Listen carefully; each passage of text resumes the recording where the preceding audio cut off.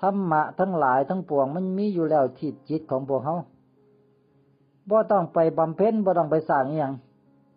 บางคนว่าต้องให้ทานว่าซั่นทานคือการให้วัตถุธาตุทุกอย่างที่เฮาเหลือใช้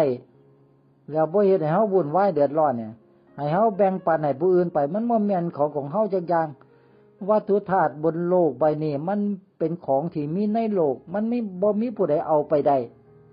จะเก็บไว้หลายๆไปจะหามาหลายๆไปเพื่อหยังไปแบ่งปันให้ผู้อื่นให้หมด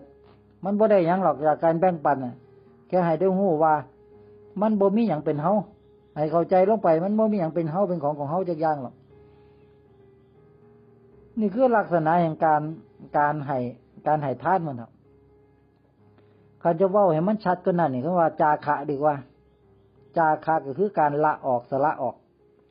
ละของที่อยู่ภายนอกทั้งหมดที่เฮาเข้าใจว่าเป็นของเฮานั่นละเอาออกไปให้หมดบ่ต้องไปยึดว่าเป็นเฮาพอบ่มีหยังเป็นเฮาจักอย่างคันเฮาเข้าใจว่าบ่มีหยังเป็นเฮาจักอย่างจบเลยธรรมะมีแค่นี้มันบ่มีอีหยังเป็นเฮาจักอย่างเพราะว่าเฮาบ่ได้มีตัวตนเฮาคือความว่างเปล่าใสๆบริสุทธิ์เลย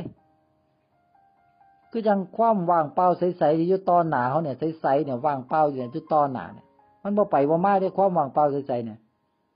มันบ่เกิดบ่ดับด้วย